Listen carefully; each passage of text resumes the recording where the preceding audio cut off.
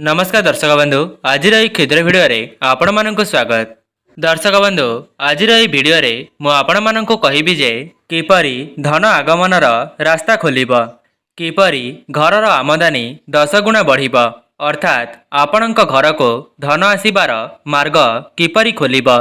जदि आपण माने भी धन जनित समस्या रे जीवन को अतिबाहित करूछंती एवं कर्म क्षेत्र रे बहुत विफलता देखिबा को मिलुची, तेबे भिडियोटी खास आपण मानक पई। एही भिडियो रे मु आपण मानक कहिबी घर को टंका पैसा आसीबार किपरि बाट खोलिब। सेति पई आपण मानक अनुरोध भिडियोटी को शेष पर्यंत अवश्य देखंतु एवं भिडियोटी भल लगिले भिडियो को लाइक करी कमेंट बॉक्स रे जय मां लक्ष्मी अवश्य लिखि दियंतु। दर्शक बंधु आज महंगा दुनिया रे धन ही मनीषर भगवान पलटि गलानी। आजिकाली लोक माने जेते टंका रोजगार कले मध्य ताठारु अधिक खर्च हो जाउछि। आजिर समय रे एमिति बहुत कम लोक थिबे जाहाको पैसार अभाव रहु नथिबो।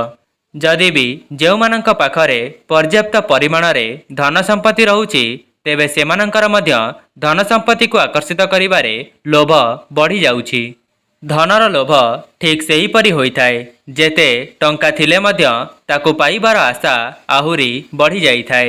एमिति रे आपण माने लक्ष्य करिथिबे आपण माने जेउ भी परिश्रम करुथिले सेपरि परिश्रम करिबा परे भी आपणको ठीक परिमाण रे धन मिली पारि न थाए। तेबे जदि आसी भी जाए तेबे ताहा बहुत दिन पर्यंत रही न थाए। एमिति रे आपणको भी लागुथिबो जे आपणकर खराब समय चलीछि बोली। तेबे मु आपण मानंको एही भिडियो रे एमिति एक उपाय कहिबी जाहाको करिबा द्वारा आपणक घर को धन आसीबार समस्त मार्ग खोली जीव एवं आपणक घरे मां लक्ष्मींकर स्थिर वास हेब, जा फल रे आपणक परिवार उपरे लक्ष्मी एवं नारायणकर आशीर्वाद सदा सर्वदा रहिबो। तेबे दर्शक बंधु एथिपई आपणको कौनसी भी बहुत बड़ कार्य करिबा पई पड़िबनी। आपणको केवल 3टी मयूर पुच्छर आवश्यकता अछि। एही मयूर पुच्छर किपरि व्यवहार करिवे ताहा मु आपण मानंको भिडियोर आगरे बताइबा पई जाउछि। ताहा पूर्वरु आपण माने जानि रखंतु जे मयूर पुच्छर केतेक विशेषता गुण। वास्तुशास्त्र अनुसार एहा एक चमत्कारी यंत्र अटे एवं मयूर पुच्छटी तंत्र विद्या रे बहुत काम रे आसी थाए। ता सहित धन को आकर्षित करिबारे मध्य बहुत सहायक होइथाए। आज्ञा हाँ दर्शक बंधु एहा एबेठारु नुहे, बहुत पुरातन कालरू एहार व्यवहार करा जाई आसुछि। शास्त्र ज्योतिष सबुठारे एहार व्यवहार बहुत चमत्कारी अटे। आपण माने जानिछंती श्रीकृष्णଙ୍କ मथारे मयूरपुच्छ रही थाए। एही मयूरपुच्छ को विद्यादात्री सरस्वती एवं धनर देवी मां लक्ष्मीଙ୍କ निकटरे मध्य बहुत विशेषता अछि। दर्शक बंधु जदि आपण माने एही मयूरपुच्छ को गोटिए बंशी सहित निज घरे रखिबे तेबे आपणଙ୍କ परिवार रे मधुरता आसी जाइथाए। दर्शक बंधु कण आपण मानक घरे नकारात्मक शक्ति वृद्धि पाउछि?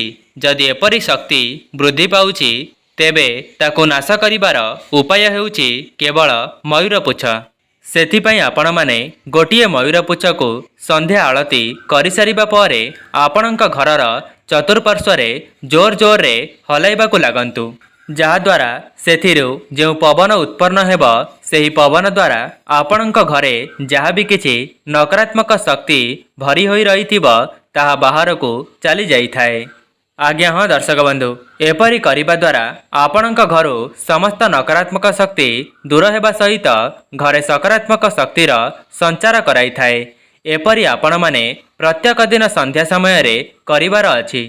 आपण माने जानिथिबे जेउ घरे सकारात्मक ऊर्जा भरी होई रही थाए सेही घर उपरे मां लक्ष्मींकर आशीर्वाद सदा सर्वदा रही थाए। सेथिपई आजिर एही भिडियो रे मु आपण मानंको बताइबा पई जाउछि घरर एमिति केउ जगह अछि जेउ जगह रे मयूरपुच्छ को रखिबा द्वारा घर को 100 गुणा अधिक धन आसीबार मार्ग खोली जिवो एवं आपणको धन जनित समस्यार सामना करिबा पई पड़िबो नाही। ता सहित आपणଙ୍କ घरे सकारात्मक ऊर्जार संचार हेबो एवं मां लक्ष्मी एवं नारायणकर विशेष आशीर्वाद आपणଙ୍କ परिवार उपरे रहिबो।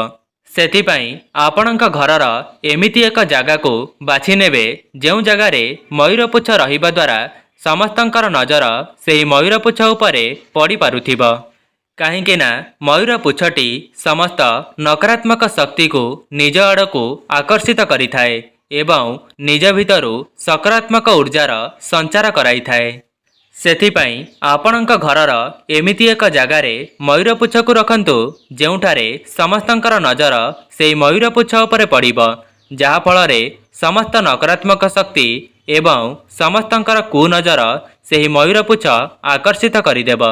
ଆପଣମାନେ ବିଶ୍ୱାସ ମଧ୍ୟ କରିପାରିବେ ନାହିଁ, ସାଧାରଣ ଦେଖାଯାଉଥିବା ଏହି ମୟୂରପୁଚ୍ଛଟି ଆପଣଙ୍କ ଘରର ଧନଜନିତ ସମସ୍ୟାକୁ କ୍ଷଣିକ ମାତ୍ର ହିଁ ଦୂର କରିଦେବ ଏବଂ ଆପଣଙ୍କ ଘରକୁ ଧନର ଆଗମନ କରାଇବାରେ ବହୁତ ଲାଭକାରୀ ହେବ। ଆପଣମାନେ ଚାହିଁଲେ ଏହି ମୟୂରପୁଚ୍ଛର ଏହି ଗୁପ୍ତ ଉପାୟଟିକୁ କୌଣସି ବି ଶୁଭ ଦିନରେ କରିପାରିବେ।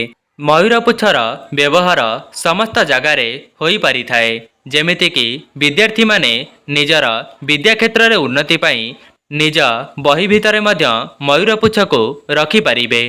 ଦର୍ଶକ ବନ୍ଧୁ, ଆପଣଙ୍କ ଘରର ସମସ୍ତ କକ୍ଷରେ ଗୋଟିଏ ଗୋଟିଏ ମୟୂରପୁଚ୍ଛ ରଖିଲେ ଆପଣଙ୍କ ଘରୁ ସମସ୍ତ ବାସ୍ତୁଦୋଷ ଖୁବ୍ କମ୍ ସମୟ ମଧ୍ୟରେ ଦୂର ହୋଇଯାଇଥାଏ। ଯଦି ଆପଣଙ୍କର ରାହୁକେତୁ କିମ୍ବା କାଳସର୍ପ ଦୋଷ ରହିଛି, ତେବେ ଆପଣମାନେ ନିଜ ପାଖରେ ଗୋଟିଏ ମୟୂରପୁଚ୍ଛକୁ ରଖିପାରିବେ। ଏହାଦ୍ୱାରା ଆପଣଙ୍କ ଉପରେ ଭଗବାନଙ୍କର ଆଶୀର୍ବାଦ ସଦାସର୍ବଦା ବନି ରହିଥାଏ। ଯଦି ଆପଣଙ୍କ ଘରେ କୌଣସି ବି ଶିଶୁ ବହୁତ ଜିଦି ସ୍ୱଭାବର ହୋଇଯାଉଛି, ତେବେ ଆପଣମାନେ ଗୋଟିଏ ମୟୂରପୁଚ୍ଛକୁ ତା ଆଗରେ ହଲାଇବା ଦ୍ୱାରା ସେଥିରୁ ଯେଉଁ ପବନ ବାହାରିଥାଏ, ସେହି ମୟୂରପୁଚ୍ଛର ପବନ ତା ଦେହରେ ବାଜିବା ଦ୍ୱାରା ତାର ଜିଦି ପ୍ରକୃତି ବହୁତ କମ୍ ସମୟ ମଧ୍ୟରେ ଦୂର ହୋଇଯାଇଥାଏ। ଦର୍ଶକ ବନ୍ଧୁ, ଯଦି ଆପଣଙ୍କ ଦ୍ୱାରା ସମ୍ଭବ ହେଉନାହିଁ, ତେବେ ଆପଣମାନେ ଆପଣଙ୍କ ଫ୍ୟାନ୍ରେ ମୟୂରପୁଚ୍ଛକୁ ବାନ୍ଧି ଦିଅନ୍ତୁ। ଏହାଦ୍ୱାରା ତାର ଜିଦି ସ୍ୱଭାବ ବହୁତ କମ୍ ସମୟ ମଧ୍ୟରେ ଦୂର ହୋଇଯିବ। ଯଦି ଆପଣଙ୍କ ଘରେ ନବଜାତ ଶିଶୁ ରହିଛି ଏବଂ ତାର ନଜର ଦୋଷକୁ ଦୂର କରିବା ପାଇଁ ଚାହୁଁଛନ୍ତି, ତେବେ ତାର ଶୋଇବା ବିଛଣା ପାଖରେ ଗୋଟିଏ ମୟୂରପୁଚ୍ଛକୁ ରଖିଦିଅନ୍ତୁ। ଏହାଦ୍ୱାରା ସେହି ଶିଶୁ ଉପରେ ନଜର ଦୋଷର କୌଣସି ପ୍ରଭାବ ପଡ଼ିବ ନାହିଁ। ଆଉ ଗୋଟିଏ କଥା, ବର୍ତ୍ତମାନର ସମୟରେ ସମସ୍ତେ ଧନଜନିତ ସମସ୍ୟାରେ ଫସି ଯାଉଛନ୍ତି।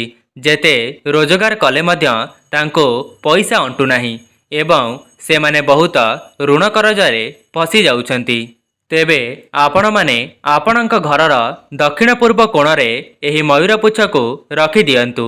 ଦେଖିବେ ବହୁତ କମ୍ ସମୟ ମଧ୍ୟରେ ଆପଣଙ୍କ ଘରକୁ ଧନ ଆସିବାର ମାର୍ଗ ଖୋଲିଯିବ ଏବଂ ଚାକିରି କ୍ଷେତ୍ରରେ ଆପଣ ବହୁତ ଉନ୍ନତି କରିବେ।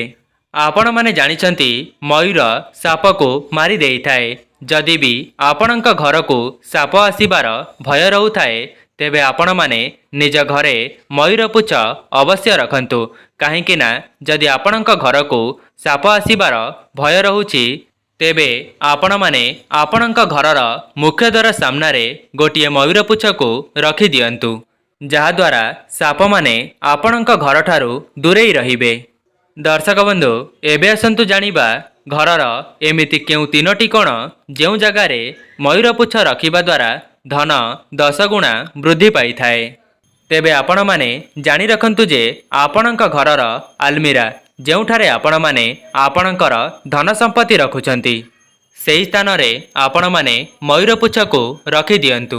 ଏହାଦ୍ୱାରା ଆପଣଙ୍କର ସଞ୍ଚିତ ଅର୍ଥ ବୃଦ୍ଧି ପାଇବା ପାଇଁ ଲାଗିବ।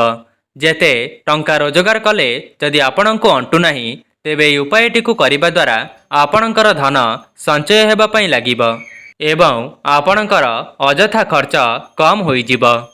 ତେବେ ଦ୍ୱିତୀୟ ସ୍ଥାନଟି ହେଉଛି ଆପଣଙ୍କର ଠାକୁର ଘର କିମ୍ବା ଆପଣଙ୍କ ଘରର ଉତ୍ତର ପୂର୍ବ ଈଶାନ୍ୟ କୋଣ।